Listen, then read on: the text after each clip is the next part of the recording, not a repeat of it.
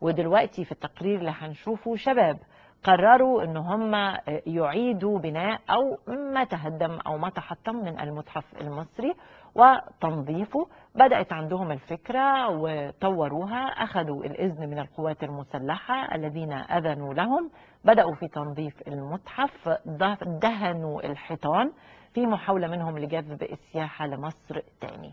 احنا كنا معهم.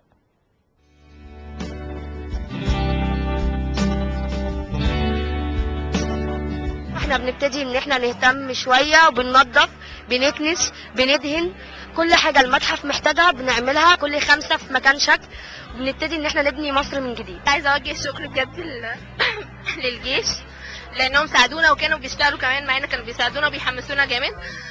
احنا بقالنا هنا، انا عن نفسي ده تاني يوم ليا ادخل المتحف، بس كنت بنظف بره. اي نعم في الاول واجهنا ناس بتحبطنا، بس بجد في ناس كتير قوي ساعدتنا وحمستنا وبتدعينا.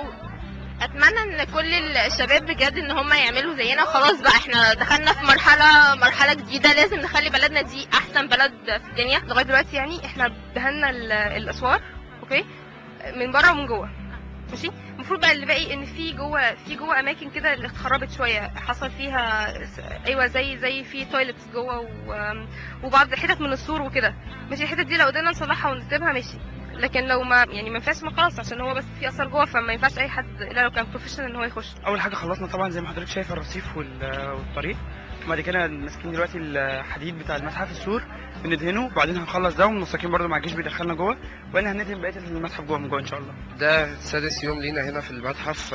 بدأنا الأول بالأرضيات، دهنا الأرض وخططنا للرصيفة، وبعدين خدنا تصريح من المتحف إن احنا نقدر ندهن السور بتاع المتحف، من الجيش ومن إدارة المتحف، ندهن السور لأن كانت حالته وحشة قوي. فبنحاول نخلي مظهر ميدان التحرير، لأن كل العالم دلوقتي بيبص عليه بعد الثورة اللي حصل فيه في الثورة ومن تخريب والكلام ده. بنحاول نخليه صورته أحسن، لأن لما مثلا لو في بروجرام بتاع شركة سياحية وقالوا ميدان التحرير هيبقى ده كافي قوي.